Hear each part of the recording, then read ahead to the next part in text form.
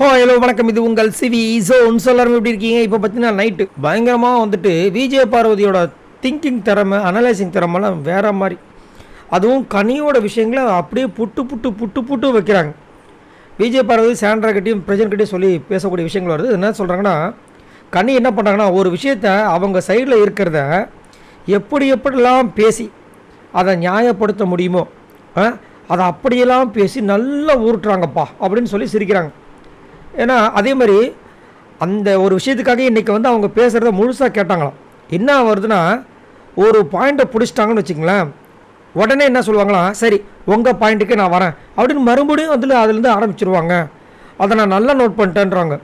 யோசிச்சு பார்த்தா காலையில் நடக்கும்போது பாருங்களேன், நீங்கள் இந்த மாதிரி சொன்னீங்களே தப்பு இல்லையா, ஓ அப்படியா, சரி உங்கள் பாயிண்ட்டுக்கு நான் வரேன் அப்படின்ட்டு அதுலேருந்து ஒன்று ஆரம்பிப்பாங்க.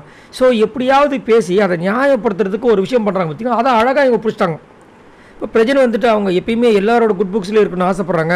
இங்கே இருக்கிறது அங்கே சொல்கிறது, அங்கே இருக்கிறது இங்கே சொல்கிறது, இந்த மாதிரி விஷயங்கள்லாம் எக்கச்சக்கமாக லேடி பண்ணுவாங்க அப்படின்ற மாதிரி அவர் சொல்கிறாரு. இப்போ விஜய் பார்வதி வந்துட்டு இதில் வேறன இந்த சாண்ட்ரா வேறு வந்துட்டு கேம் சேஞ்ச் பண்ணுற பாருன்னு சொல்லிட்டு ஒரு விஷயத்த பண்ணிட்டாங்க. அதை பிடிச்சிக்கிட்டாங்க அவங்க. அப்படின்போது சாண்ட்ரா சொல்கிறீங்க, இல்லை எப்படியும் நாங்கள் தோற்றுறோன்னு தெரியும், அதனால தான் நாங்கள் 4 காயின் ஒருத்தருக்கு உங்களுக்கு கொடுத்தோம் அப்படின்ற மாதிரி சொல்கிறாங்க. ஆனால் விஜய் சேதுபதி வச்சு செய்ய போகிறார். நீங்கள் ஜெயிக்க மாட்டேன்னு தெரிஞ்சுக்கிட்டு நீங்கள் 4 காயின் அவருக்குள்ளே கொடுத்தீங்களே, ஏன் அதை 2 காயின் இவங்களுக்கும் அவங்களும் கொடுத்துருக்கலாம், ஏன் கொடுக்கல அப்படி கேட்டார்னா, அப்போது உங்கள் ஹஸ்பண்ட் சொல்லிட்டு இதை நீங்கள் பண்ணிங்களான்னு கேட்டார்னா இவங்க மூஞ்சி எங்கே வச்சுப்பாங்க? ஏற்கனவே உங்கள் மேலே நிறைய ஃபால்ட் இருக்குது, கண்டிப்பாக அன்றைக்கி வந்துட்டு எல்லோரும் கம்ப்ளைண்ட் பண்ண போகிறாங்க சாண்ட்ராவை பற்றி.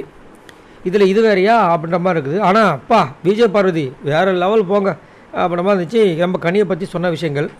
இதை பற்றி உங்களோட கருத்துக்களை சொல்லுங்கள். அதேமாதிரி விஜய் பார்வதி, கனி இவங்க 2 பேரில் நீங்கள் யாரை சப்போர்ட் பண்ணுவீங்க? மறக்காமல் கமெண்ட்ஸ் பண்ணுங்கள். பாய் நண்பர்களே.